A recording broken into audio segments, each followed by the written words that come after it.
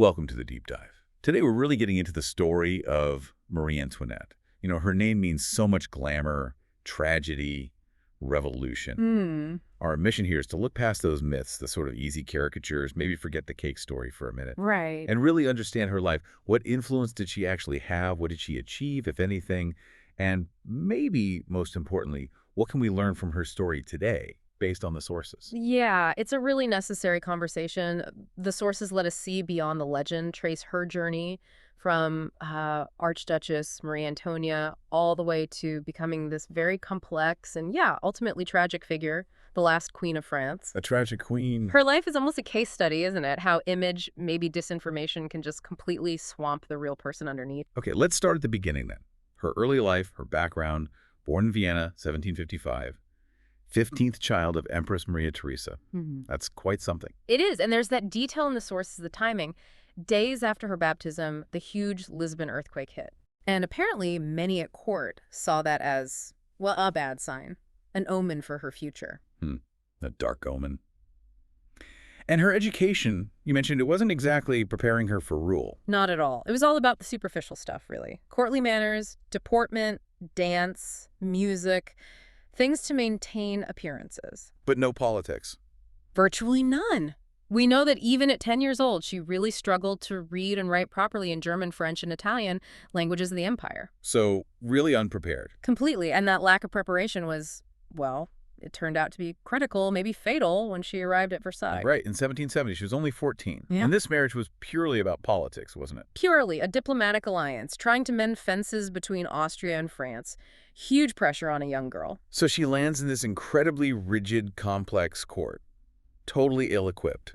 It sounds like navigating that world politically would have been almost impossible for her. Pretty much, yeah. But despite all that, she did manage some things as queen. Some actual achievements. Yes, absolutely. We shouldn't forget those.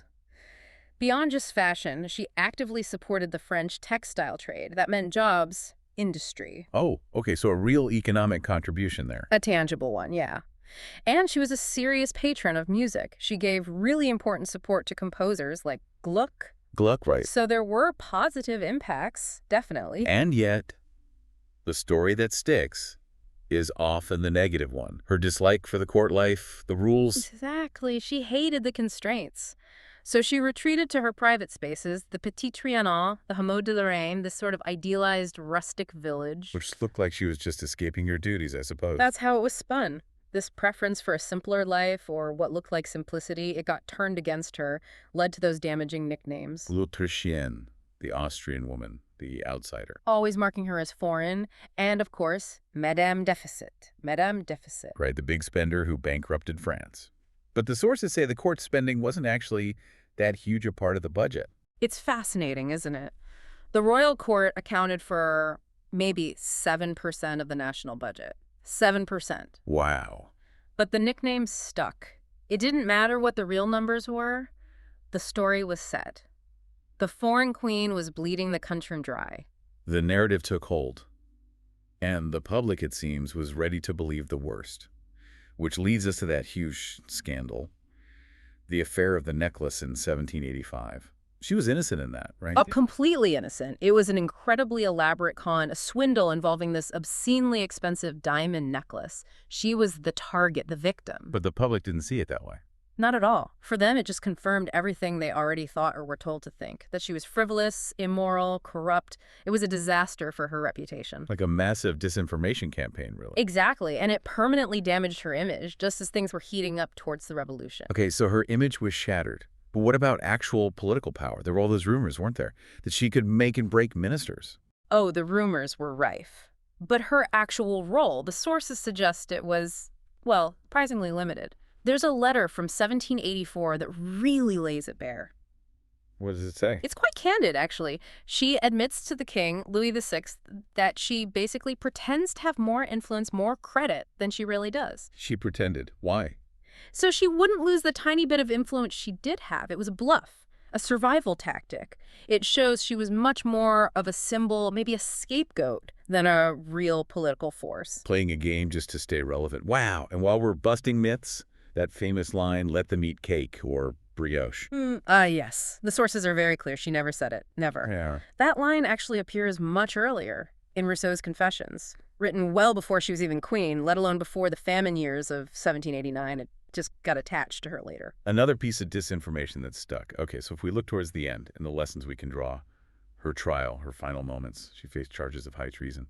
Yes, and despite the lack of real evidence, the jury found her guilty. But her conduct during that trial, quite remarkable. She maintained her dignity. And there was that moment, the accusation about her son. The accusation of incest, just horrific. And her response, it wasn't political. She didn't argue points of law. She stood up, turned to the crowd. What did she say? She appealed directly to the mothers in the room. I appeal to all those mothers who can be here. Just raw maternal defense. And apparently the women in the courtroom who had been hostile, they actually applauded her then. A moment of connection. A powerful moment. So what's the ultimate takeaway? The Yeah. final lesson she might have wanted us to remember, it's in her last letter, isn't it? The one she never sent. Yes, October 16th, 1793, just before her execution, the core message, directed to her son, she tells him to remember his father's last words, and specifically, Well, really? never to seek to avenge our death. That's the key. Forgiveness. After everything, all the injustice, the slander, the loss, she chose forgiveness for her enemies. She died with dignity. From that ill-prepared girl arriving at Versailles to this figure choosing forgiveness at the very end, it really is a powerful story about how image, politics, maybe just bad luck, can completely overshadow a person's reality. It really is. And maybe a final thought for you, the listener, to ponder. Why did her death strike even someone like Napoleon so forcefully? He called her execution something even worse than regicide. Not just killing a king, but assassinating a powerless foreign princess. A hostage, in a way. So consider this. Did her status as the eternal outsider, l'Autrichienne, ultimately seal her fate? Did it make her the perfect target no matter what she actually did or didn't do? Something to think about.